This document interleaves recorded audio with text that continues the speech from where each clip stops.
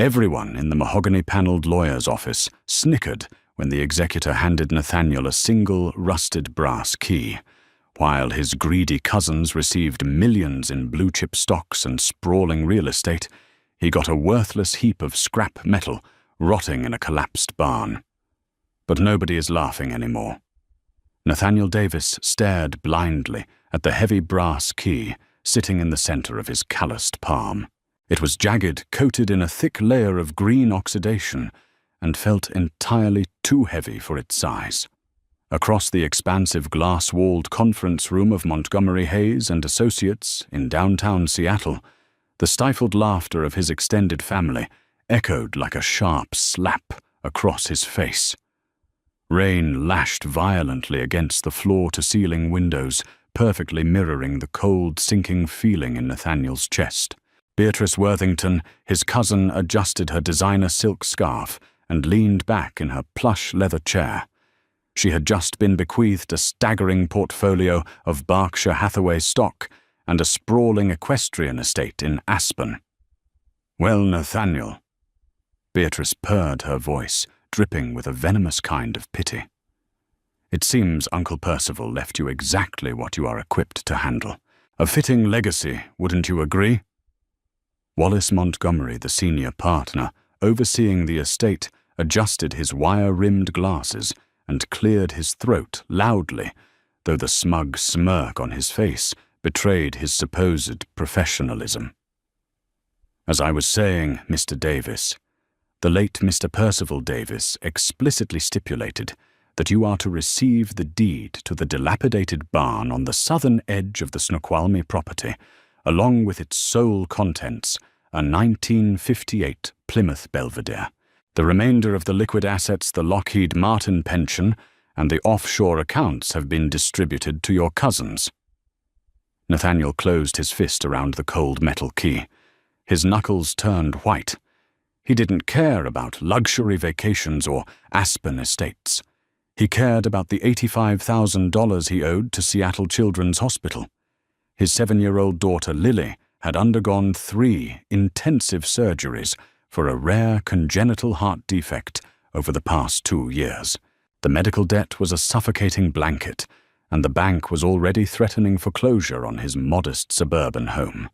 He had attended this will reading with a desperate silent prayer that his eccentric reclusive great-uncle Percival, a man who had spent 30 years as a high-level aerospace engineer during the Cold War, might have remembered the nephew who actually visited him. Instead, he was given a pile of garbage. "Is there anything else?" Nathaniel asked, his voice barely above a raspy whisper. "That concludes the reading," Montgomery said, snapping the heavy leather binder shut with finality. "The property must be vacated and the barn cleared within 30 days before the new developers bulldoze the lot. I suggest you call a scrapyard Nathaniel. They might give you $200 for the steel."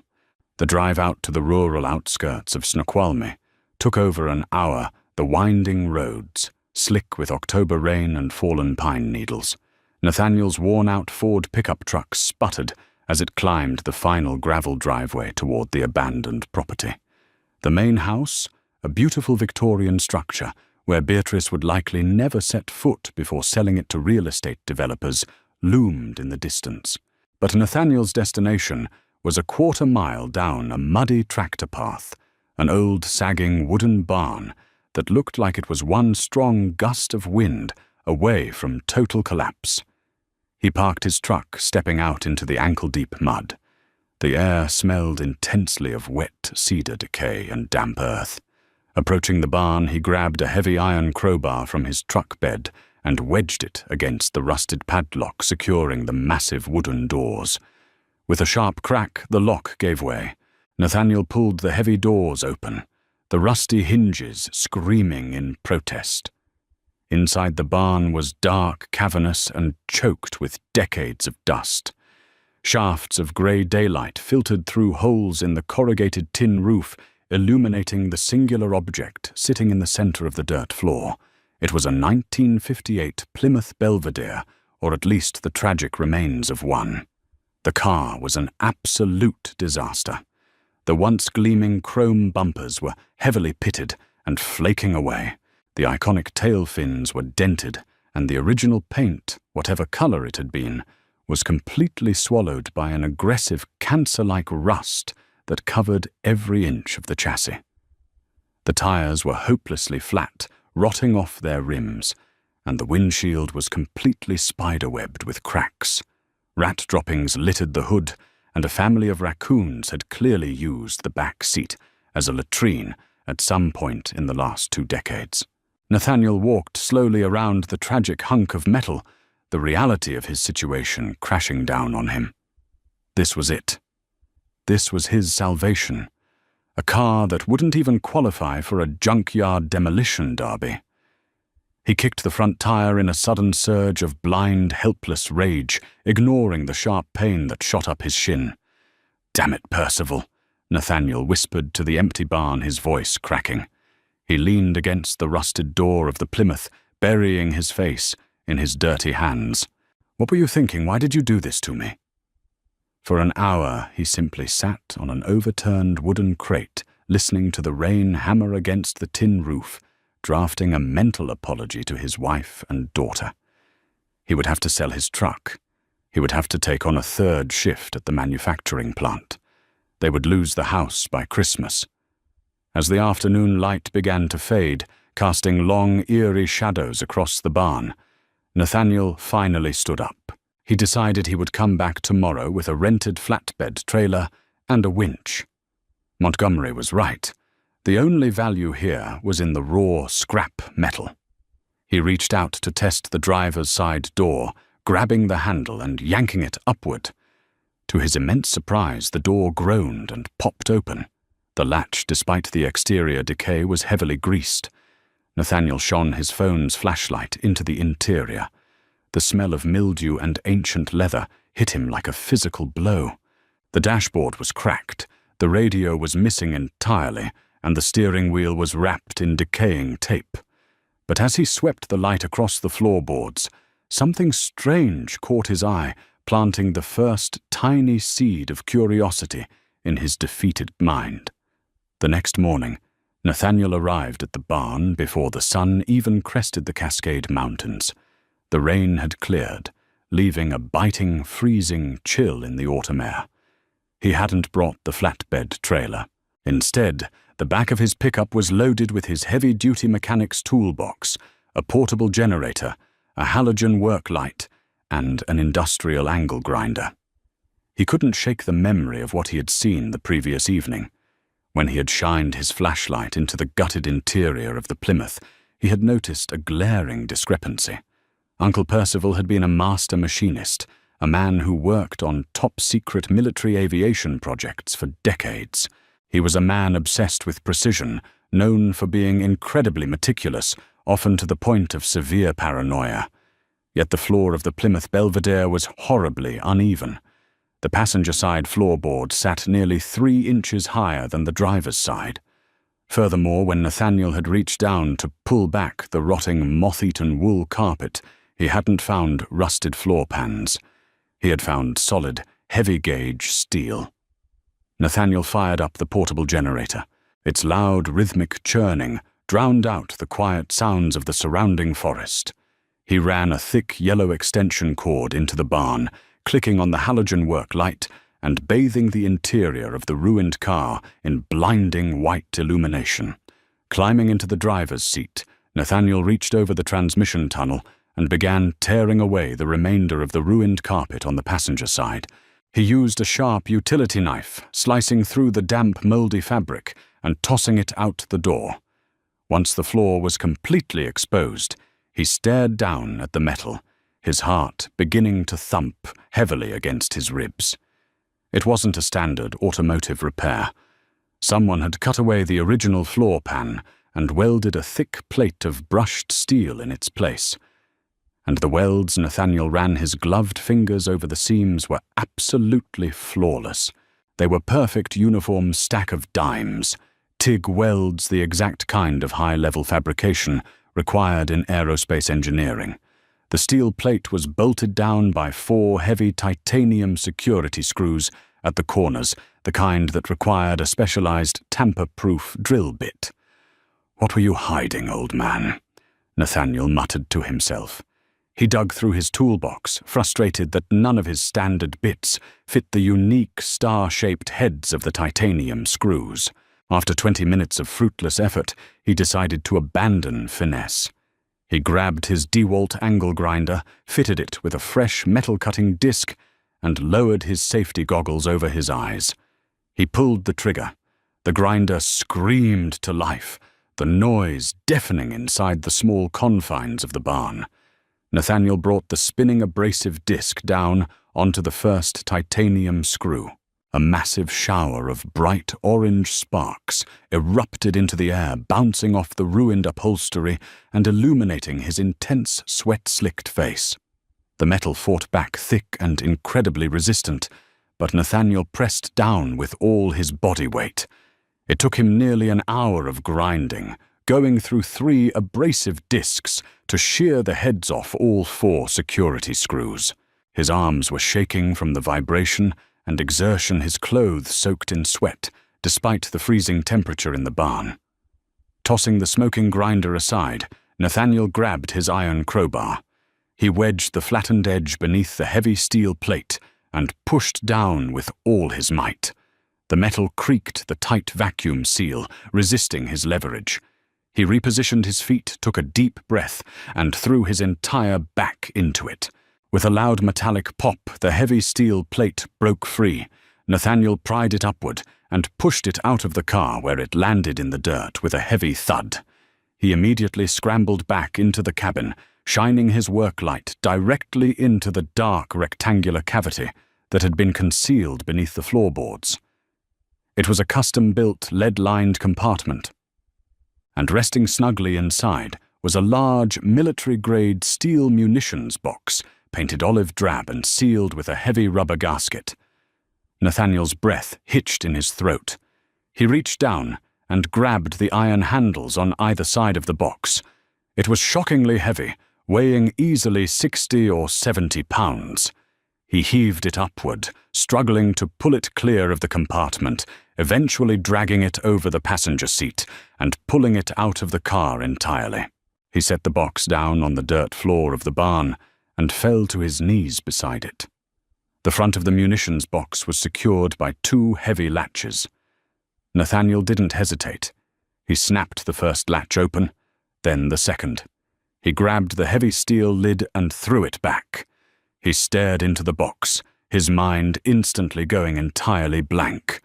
The air seemed to rush out of his lungs, and for a terrifying second he thought his own heart had simply stopped beating. The box was neatly divided into 3 sections. In the first section, wrapped tightly in clear waterproof plastic, were stacks of pristine antique currency and documents. They weren't just standard cash. Nathaniel reached with trembling hands, pulling out the first bundle. They were United States Treasury bearer bonds issued in 1982. Each bond had a face value of $10,000. There were dozens of them, maybe hundreds. Because they were bearer bonds, they belonged entirely to whoever held them in their physical possession. It was untraceable, completely liquid wealth. In the second section sat a row of 6 dark blue velvet pouches. Nathaniel opened the first one and tipped the contents into his palm. A heavy, magnificent gold watch slid out. He recognized the iconic crown logo immediately. It was a vintage Rolex, specifically a pristine 1968 Rolex Daytona with a rare Paul Newman dial-a-timepiece that routinely fetched over $1 million at elite Sotheby's auctions. He opened the next pouch, a vintage Patek Philippe, reference 1518, perpetual calendar chronograph, an ultra-rare masterpiece of Swiss horology. Every single watch in the collection was a museum-grade treasure. But it was the third section that sent a sudden freezing chill down Nathaniel's spine, entirely overriding the euphoric shock of the immense wealth sitting before him. Resting at the bottom of the box was a thick, black, leather-bound ledger heavily embossed with the crest of the defunct Chase Manhattan Bank's private Swiss division. Sitting on top of the ledger was a crisp white envelope with Nathaniel's name written across it in his Uncle Percival's unmistakable sharp handwriting. Nathaniel wiped the grease and sweat from his hands onto his jeans. He carefully picked up the envelope, broke the red wax seal on the back, and unfolded the single sheet of thick parchment paper inside. My dearest Nathaniel, if you are reading this, it means you ignored the mocking laughter of your miserable cousins, and you didn't immediately sell the Plymouth to a scrapyard. It means you looked closer. I always knew you were the only one in this wretched family with an ounce of vision and perseverance. The wealth inside this box is now yours. It is more than enough to cure your sweet daughter, pay off your debts, and ensure your lineage never wants for anything ever again. But you must listen to me carefully, Nathaniel. I did not earn this money as an engineer. I acquired it during a very delicate, highly classified operation in Berlin in 1983. The bearer bonds and the timepieces were payment, but they were payment to look the other way, while something terrible happened. I have lived with the guilt and the paranoia every day since. Take the watches. Take the bonds. Liquidate them quietly through the contacts listed on the first page of the ledger. But whatever you do, Nathaniel, you must burn the ledger immediately after. They stopped looking for me a decade ago because they thought I destroyed it. If they find out the ledger still exists, the men listed on page 42 will not stop until they have it, and they will tear your world apart to get it. Protect your family, nephew, and run. Nathaniel slowly lowered the letter. The silence of the barn suddenly felt incredibly oppressive, heavy with a new, unseen danger. He looked down at the black ledger. He didn't want to open it. Every instinct screamed at him to throw it into a burn barrel and light a match. But human curiosity is a dangerous, overpowering force. With a shaking hand, Nathaniel reached out and flipped the ledger open to page 42. He read the first name on the list, and all the blood drained from his face. Panic seized Nathaniel's throat as his eyes locked onto the black ink. Sitting perfectly on the 42nd page of the encrypted Swiss ledger was a name he had heard just 24 hours ago, Wallace Montgomery. Below the name was a detailed, chilling dossier. In 1983, Wallace Montgomery was not a pompous estate lawyer in Seattle. He was a junior logistics officer operating under diplomatic cover in West Berlin. The ledger meticulously documented how Montgomery had conspired with rogue factions to siphon millions in seized assets from East German defectors, laundering the illicit fortune through accounts at Pictet and Say, one of Switzerland's most secretive private banks. This stolen capital was the exact foundation upon which Montgomery had built his sprawling, untouchable law firm. Uncle Percival had not been paranoid. He had been a captive of a dangerous secret, and Montgomery had orchestrated this entire inheritance as a calculated trap. By giving Nathaniel the rusted Plymouth and demanding the barn be cleared for developers, within 30 days, Montgomery was ensuring the car would be sent to a scrapyard and crushed into a cube of unrecognizable steel, permanently destroying the only existing evidence of his Cold War treason. Gravel crunched loudly outside. Nathaniel snapped the ledger shut. He killed the halogen work light, plunging the barn into deep, heavy shadows. Peering through a gap in the rotting cedar planks, his stomach dropped. 2 matte black Chevrolet Suburbans were tearing up the muddy tractor path, their high beams cutting violently through the morning fog. Montgomery hadn't waited 30 days. He had sent a private security team to secure the property before Nathaniel could even organize a tow truck. 4 men stepped out of the vehicles.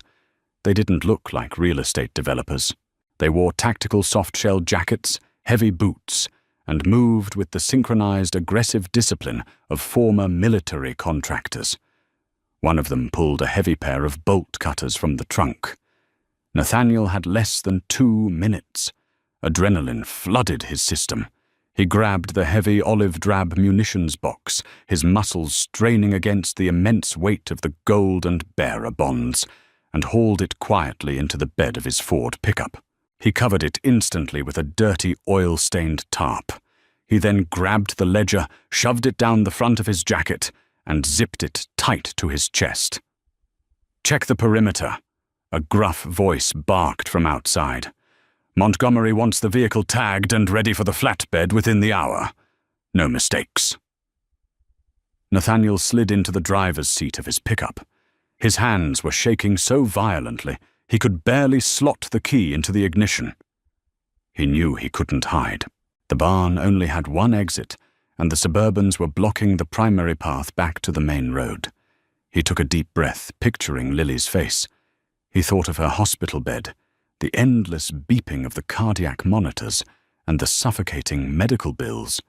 He was not going to let a corrupt lawyer take his daughter's future away. Nathaniel turned the key. The Ford's V8 engine roared to life, with a deafening, throaty bellow that rattled the decaying tin roof. "Hey!" one of the contractors shouted, dropping his bolt cutters. "Someone's inside!" Nathaniel slammed the shifter into drive and floored the accelerator. The rear tires spun wildly, kicking up a massive spray of wet dirt and debris before catching traction. The heavy pickup truck burst through the partially opened barn doors, shattering the rotting wood into a shower of splinters. He didn't aim for the tractor path. Instead, Nathaniel jerked the steering wheel hard to the right, plunging his truck directly into the dense, overgrown brush of the Snoqualmie forest.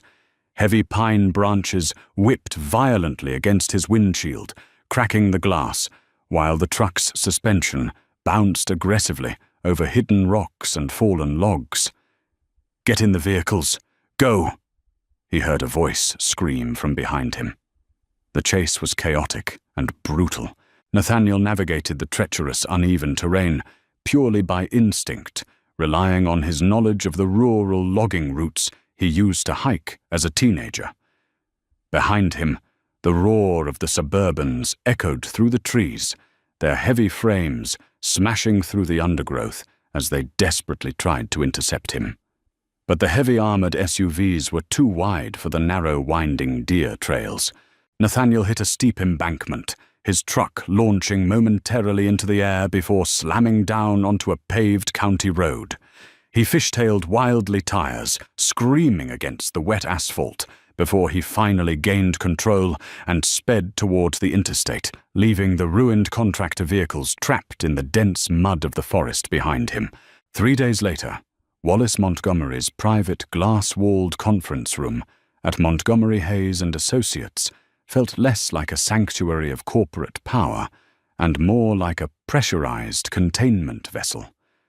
Rain battered against the floor-to-ceiling windows, casting long, weeping shadows across the imported mahogany table. Montgomery sat rigid at the head of the room, his expensive silk tie suddenly feeling like a hangman's noose. His normally arrogant face was splotchy, a sheen of cold, clammy sweat coating his forehead. Sitting directly across from him, looking entirely out of place, yet completely in control, was Nathaniel Davis. Nathaniel was no longer wearing the grease-stained denim from the will reading. He wore a sharply tailored charcoal grey suit he had purchased off the rack that morning, though it hung slightly loose on his exhausted frame.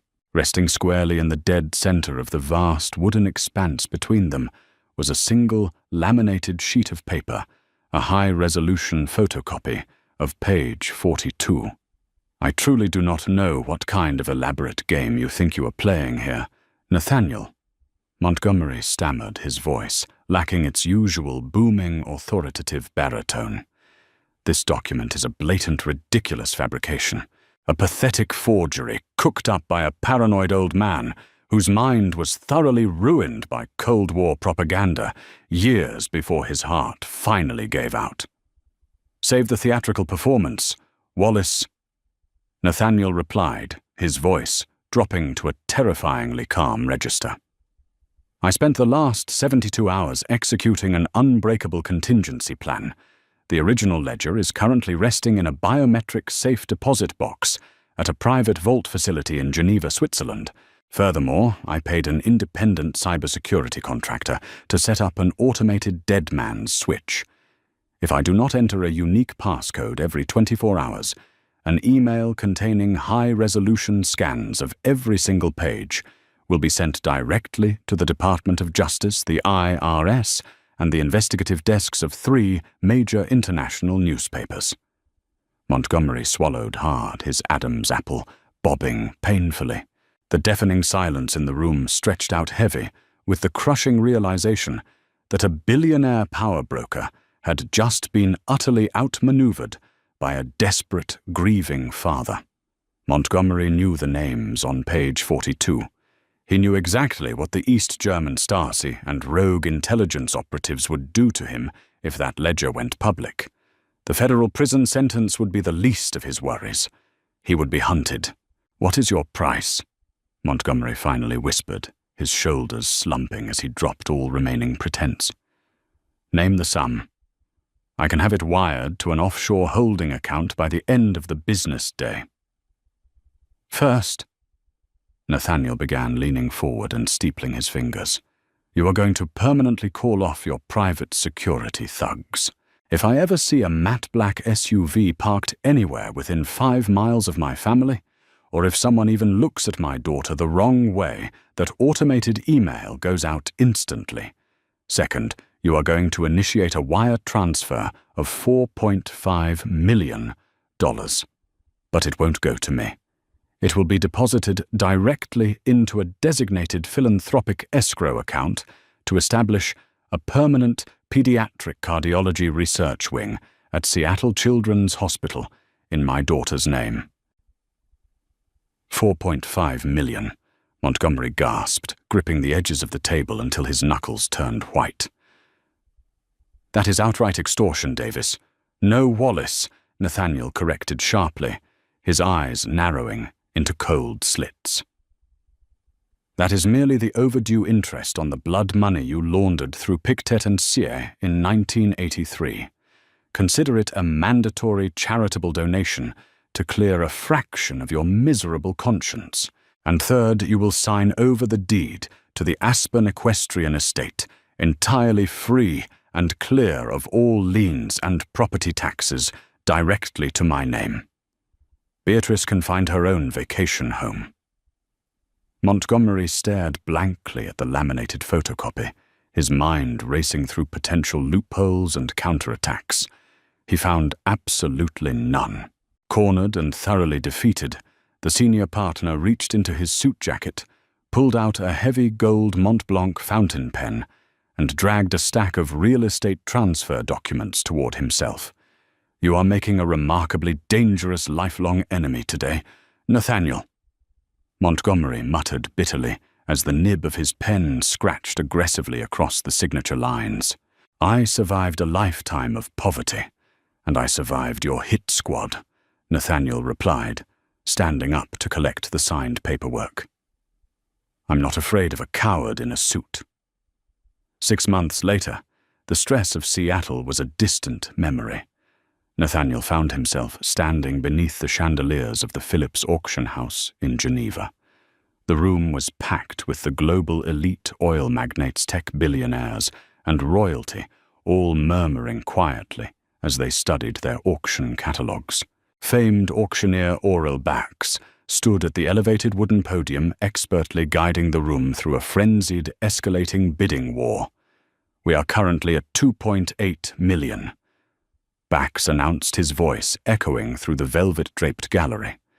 "Do I hear $3 million from the gentleman in the 4th row?" "Thank you, sir." $3.2 million from the phone desk. 3.2. Nathaniel watched with a quiet, steady smile as the hammer finally fell on lot 42 Uncle Percival's pristine 1968 Rolex Daytona with the ultra-rare Paul Newman dial. The final hammer price, including the buyer's premium, settled at a staggering 3.5 million Swiss francs. And that astronomical sum was just for the first watch out of the 6 hidden inside the munitions box. The bearer bonds had already been quietly liquidated, cementing a fortune that would last for generations. Stepping out of the auction house and into the crisp, freezing alpine air, Nathaniel pulled his smartphone from his pocket. He ignored the notifications of massive wire transfers hitting his newly established private banking accounts. Instead, he simply stared at his lock screen. It was a photograph taken just 2 weeks prior. It showed his beautiful daughter Lily, her cheeks flushed with vibrant color. She was laughing hysterically, running freely across the sprawling, snow-dusted green pastures of their newly acquired Aspen estate, completely unburdened by the tubes monitors and medical equipment that had anchored her for so many painful years. Uncle Percival had left him a rusted, seemingly worthless heap of scrap metal. But hidden deep beneath the dirt, the rust and the cruel mockery of his greedy family, Nathaniel had found exactly what he needed to rewrite their destiny. He had driven out to that collapsed barn, looking for a few $100s in scrap iron, but what he actually found was pure salvation. Wow, what an incredible journey, from a rusty scrap car to uncovering a multi-million-dollar Cold War conspiracy. Nathaniel risked everything to save his daughter and outsmart a corrupt billionaire. If this hidden treasure story had you on the edge of your seat, please hit that like button and share it with a friend who loves a good plot twist. Don't forget to subscribe to our channel for more amazing real-life mysteries and underdog victories.